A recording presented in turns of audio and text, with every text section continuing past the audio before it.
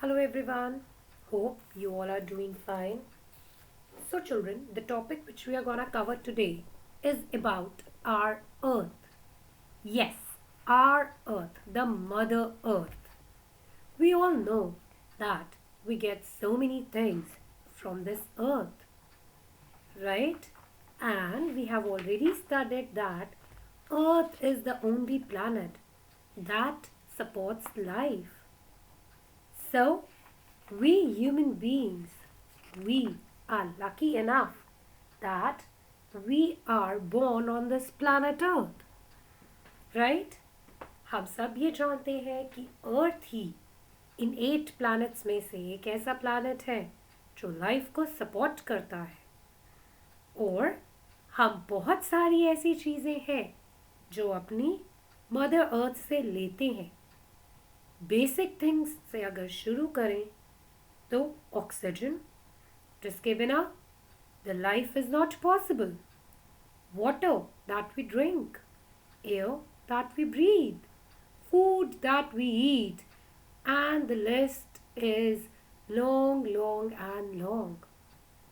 But क्या हमने कभी सोचा है कि हम जितना अपनी इस अर्थ से लेते हैं, इस मदर अर्थ से लेते हैं, हम उसको उतना देते भी हैं? No, never. हम क्या कर रहे हैं? हम अपने सर्वाइवल को और बेटर से बेस्ट बनाने के लिए अपनी इस मदर अर्थ को डे एंड नाइट एक्सप्लॉइट कर रहे हैं, right?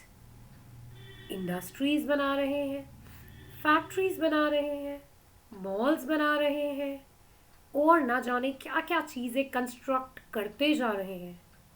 For that what are we doing?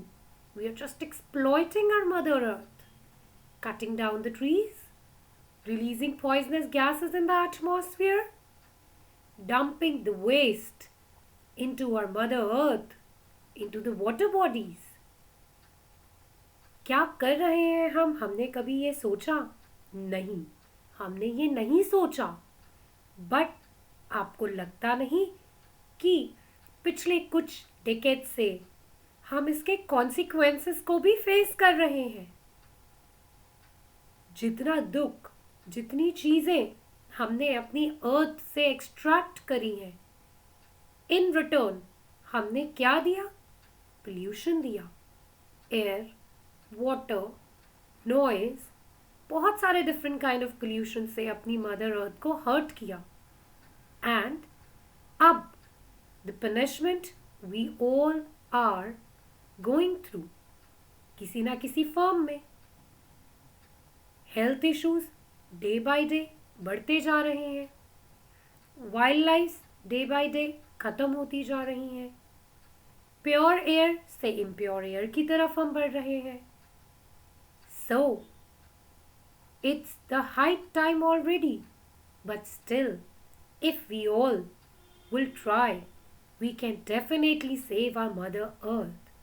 So children, my motive to explain this topic is that whatever we can do, whatever we can give back to our mother earth, we should come forward. हमें अपने आप को और अपने आसपास के लोगों को इस चीज़ के बारे में और ज़्यादा अवेयर करना चाहिए. अगर आप कहीं पे वाटर को वेस्ट होते हुए देख रहे हैं तो उस चीज़ को फिक्स करने की कोशिश करिए. अगर आप बहुत ज़्यादा प्लास्टिक्स के यूज़ को देख रहे हैं, उस चीज़ को फिक्स करने की कोशिश करिए.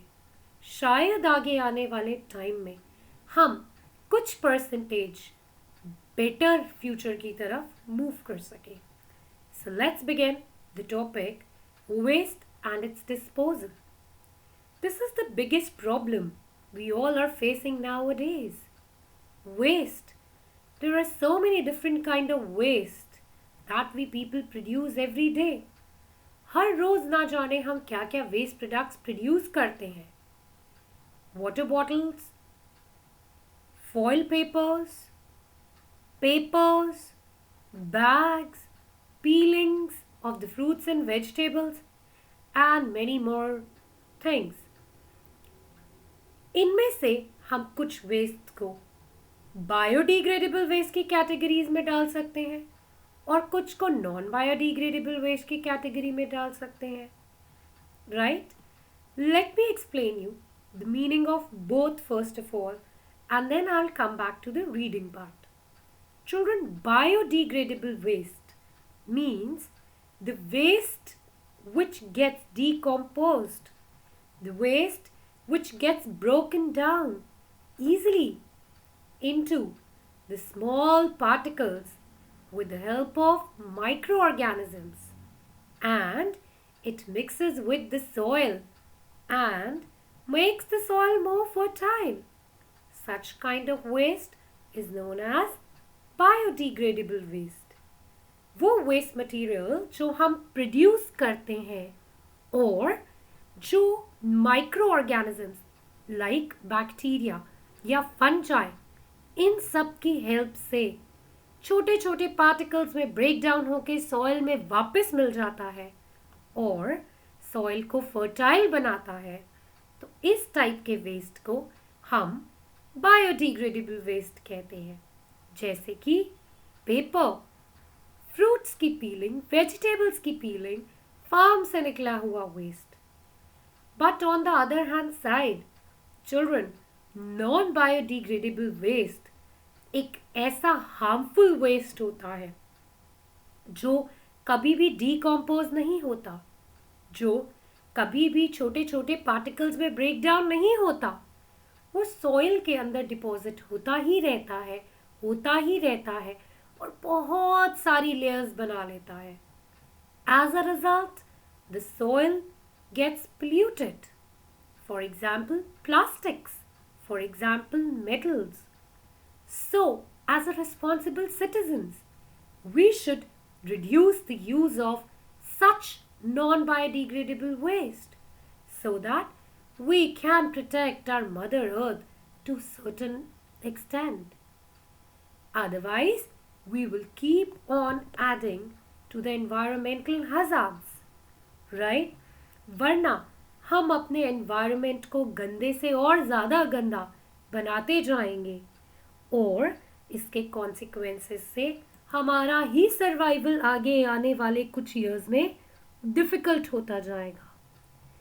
So children, हमें यहाँ से एक बात ये पता चली कि the waste that we generate is basically of two types, biodegradable and non-biodegradable.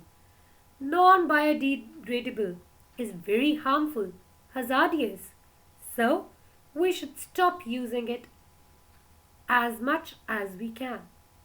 I hope आपको यहाँ तक चैप्टर समझ में आया होगा. Kindly read it till we meet the next time. Take care everyone. Bye bye.